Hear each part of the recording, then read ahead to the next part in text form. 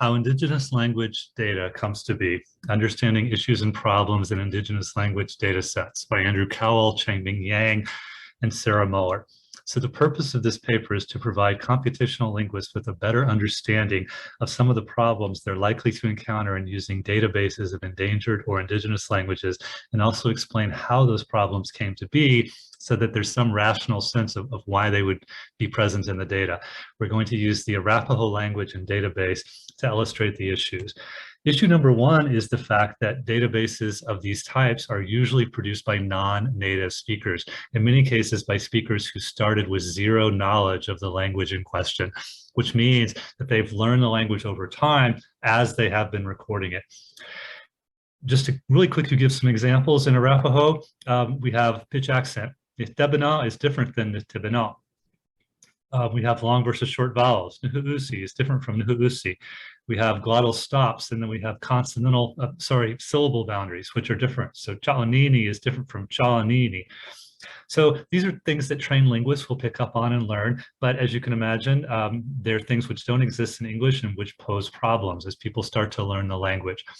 And as a documentary linguist, you save all your data.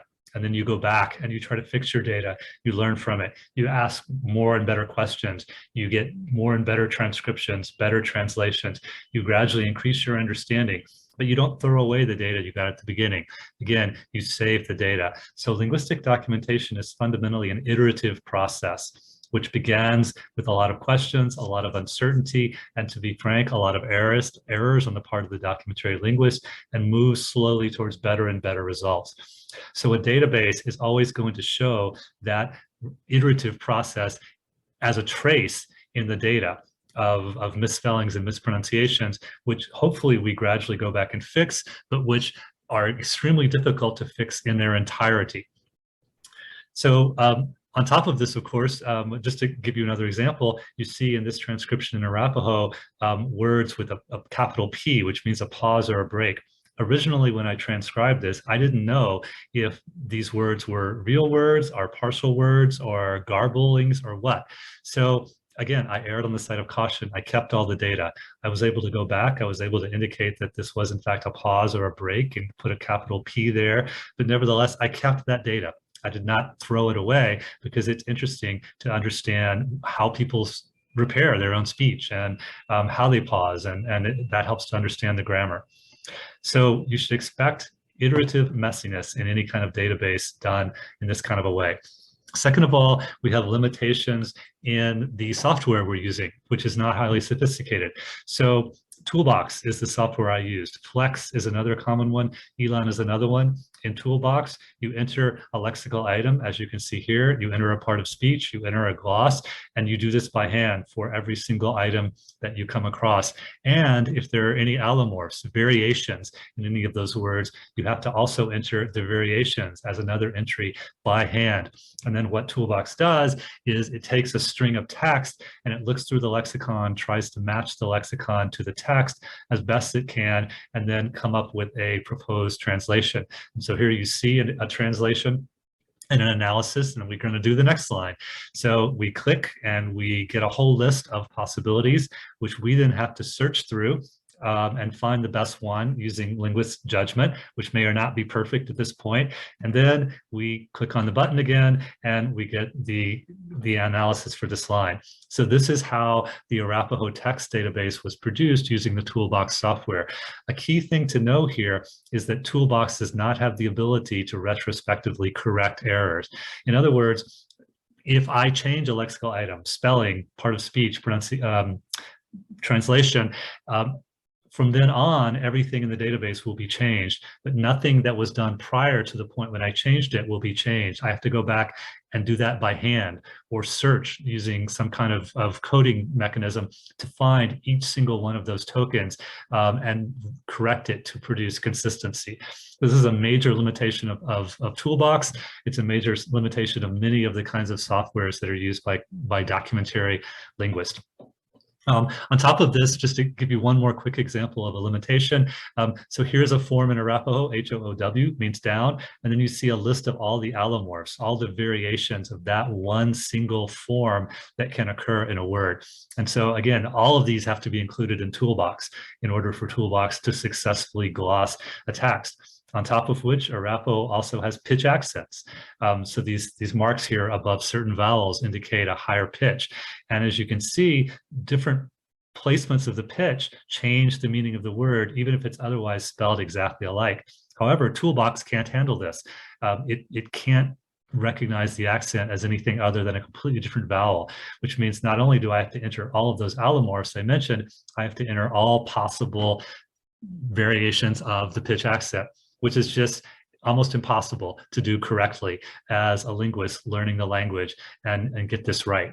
So you have interactions between my own initial limitations over 20 years of slowly getting better, along with the limitations of the software, which tend to embed and exacerbate some of the linguist's own limitations. So, and then we have yet a third problem, right? We have my initial limited knowledge. We have the not necessarily most powerful software, and then we have a community orthography, which it turns out is not adequate to really truly describe the linguistic details. There's just a couple of quick examples. People in Arapaho write T-O-O with a pitch accent over the first O, but is that da or is it da? It can be both.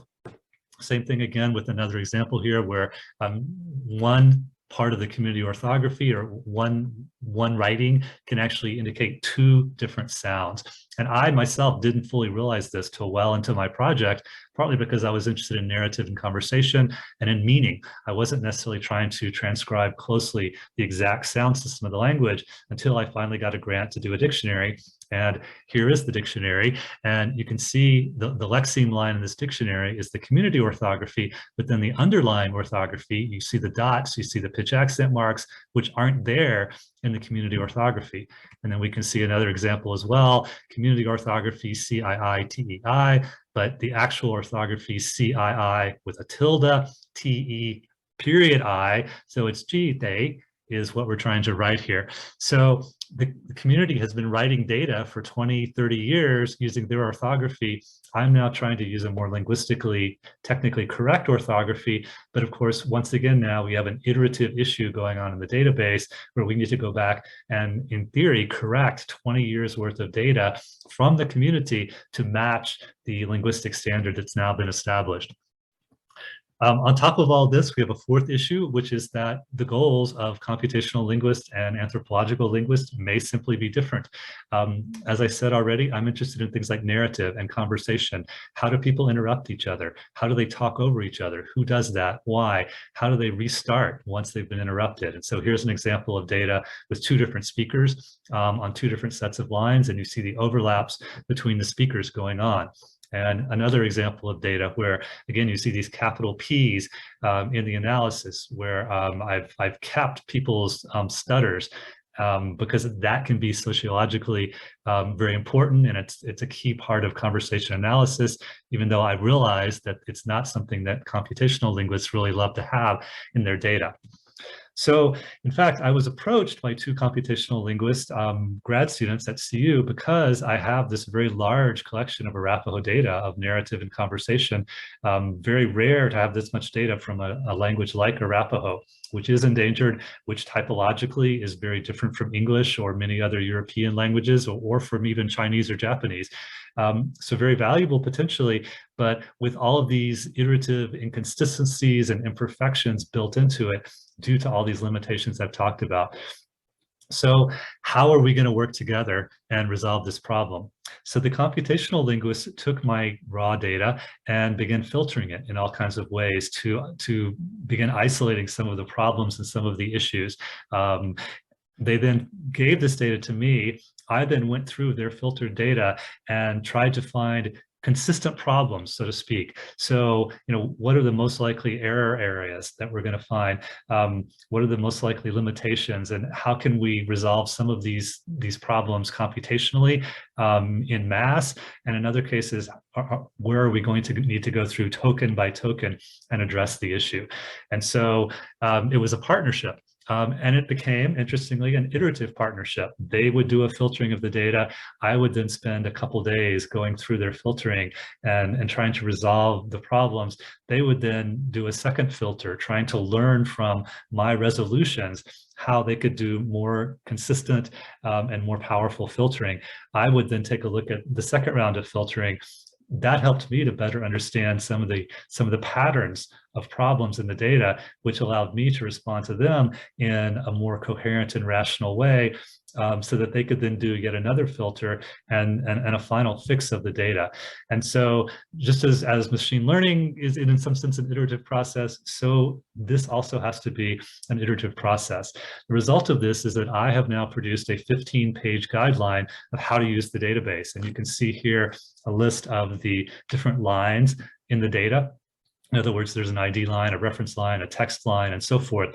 And I summarize this. And then in the next part of the guide, you can see at the bottom of the guide here, okay, what does this ID line mean? Like, and in particular, how did I make decisions on labeling data in that ID line? How did those decisions change over time? What are the likely problems you're still likely to find in this database that may not be fully corrected? So here's an example of some of these things that haven't been corrected. So I want to stress, we have tried to go back and erase a lot of the iterativity in this database to make it consistent. But at the same time, I refuse to throw away the data, which is socially and culturally and anthropologically and conversationally interesting.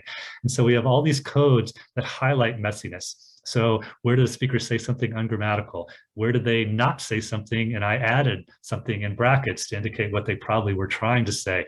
Where did they switch into English? Where did we have situations where we can't understand them? Where do we have situations where we can write down what they said, but we don't know what it means? That's all important to keep in the database, in my opinion. But I realize that computational linguists may want to eliminate that to have clean data. And this is the way to do that. You can simply search for anything associated with an English code, remove that word. Search for anything associated with a bracket and remove those words if you'd like, because those words may be questionable. They don't exactly match any standard in the language. So all of these codes are designed to allow a computational linguist to take a database, which is still fundamentally a product of a documentary linguist and an anthropologist, and if they want to, clean it up even farther, beyond just cleaning up inconsistencies that have developed over time, but actually taking out those pauses, for example, taking out the errors, and getting clean data, but at the same time, leaving the database intact as a documentation of the language. So in this sense, I feel like this has been a very productive iterative partnership in which computational linguists have come to understand the reasons why I kept so much of the data in the way I did, and the reasons why I still want to keep much of that data, but where I also come to realize that for my data to be really maximally useful, I need to add much more of this kind of coding and explanation so that down the road, someone interested in machine learning and who wants gold standard data can easily extract the problematic data and use what's left in productive ways. So thank you very much. I hope this was a useful understanding of the interaction that can exist ideally between computational and documentary linguistics.